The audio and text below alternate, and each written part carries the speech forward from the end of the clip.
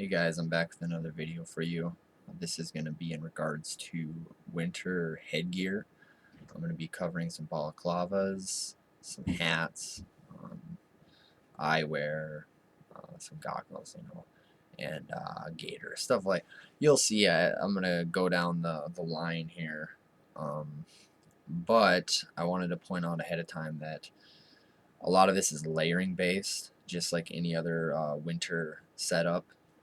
Also that a lot of it's based on preference. You got to get what works for you and your environment, where you go and how cold it is, what the wind is, blah blah. But to get started, yeah, I'm going to start with it's a common balaclava you see online. It is the Italian Alpine balaclava, and it's made out of cotton. It's got some reinforcement on the ears here. It's got the neck is relatively long to where you could still tuck it in your jacket. It's not the longest. And then the big feature is right here. It's got the zipper, and there is a piece of nylon fabric here that it's supposed to be behind the zipper, so when you're not using it. But when you want to use it, obviously you just tuck it up, and then you got the mask to use like this. I wouldn't really recommend this mask, just if you're in a really harsh winter environment.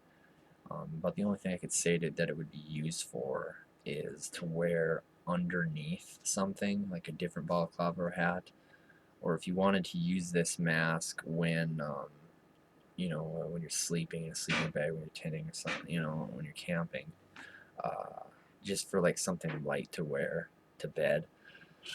It's pretty much, I would assume, to block wind, and probably not very high winds. I mean, it is a very light fabric, so for the long haul, I guess I really wouldn't recommend these. You can get like 10 of them for $15 online. There's a lot of different bulk sellers of those specific balaclavas. The next one to cover is gonna be, we'll do these here. Do the Belgians. These are pretty sweet. This first layer is, I believe, 60% cotton and 40% wool, and it's got a dicky on the front and the back, and it's relatively comfortable. It doesn't like itch your skin because it is a blend.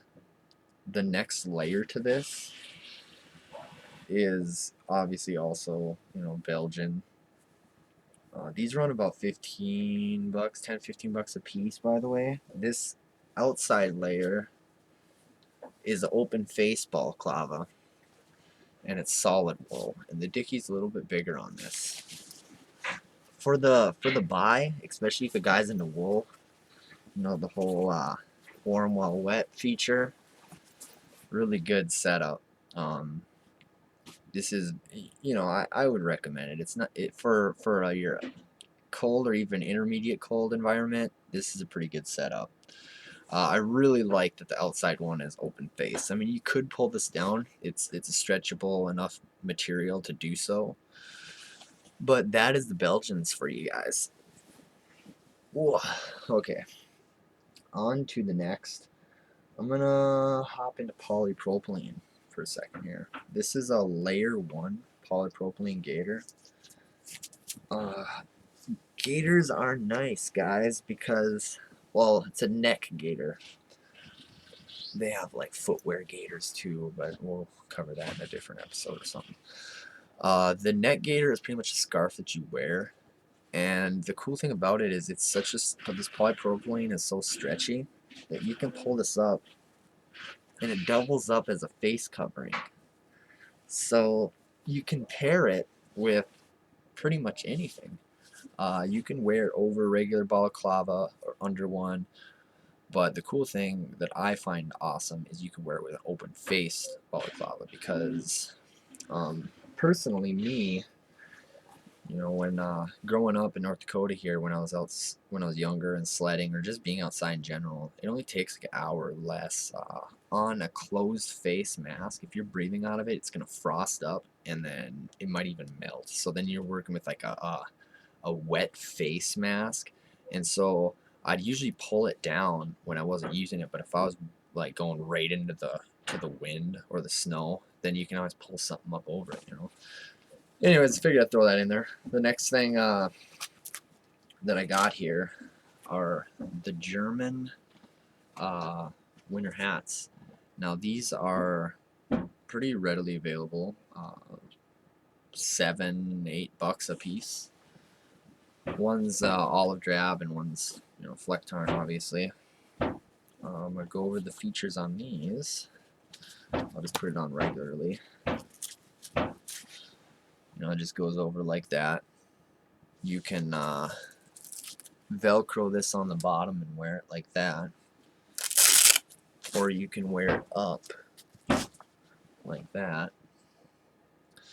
It does have a bill on here to block the sun,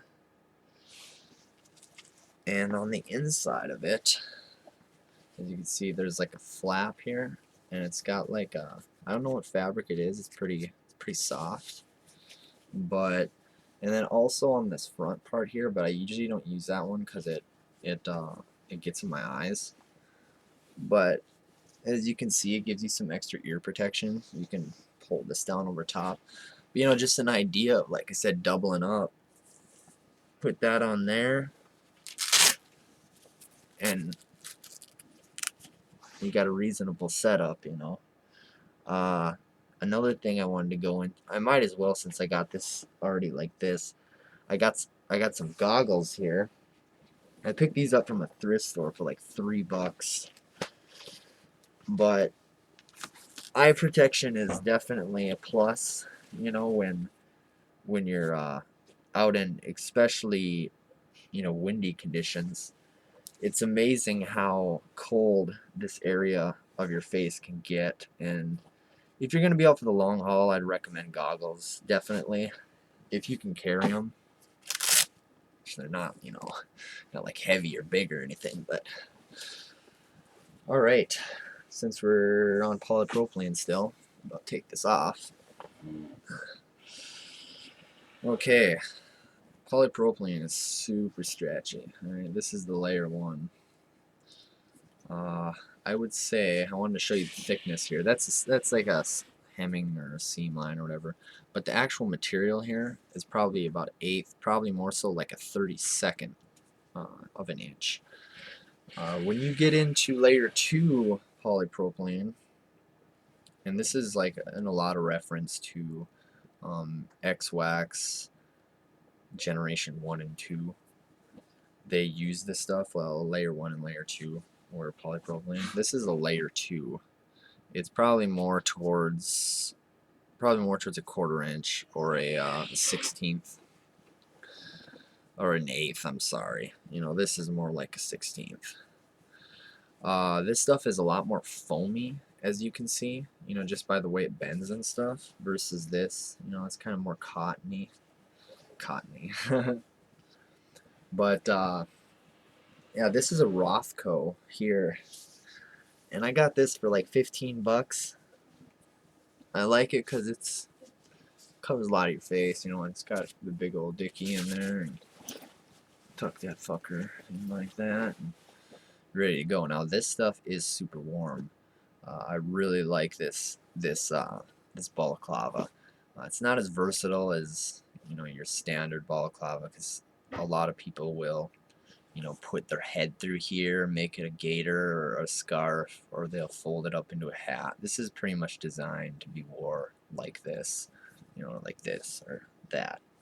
Probably more so like this though. On to the next. Oh, while we're on polypropylene, they have done away with it. They use some synthetic blend like Polar Tech or something these days. They got away from it apparently because it's a synthetic, like a plastic, and it melts, and I don't know why they were worried about that happening. maybe if like a soldier's caught on fire or something. But you know, if he's in, maybe he could just roll in snow. I mean, I don't know. You know, maybe I'm going way out there right now. But and the other factor of it was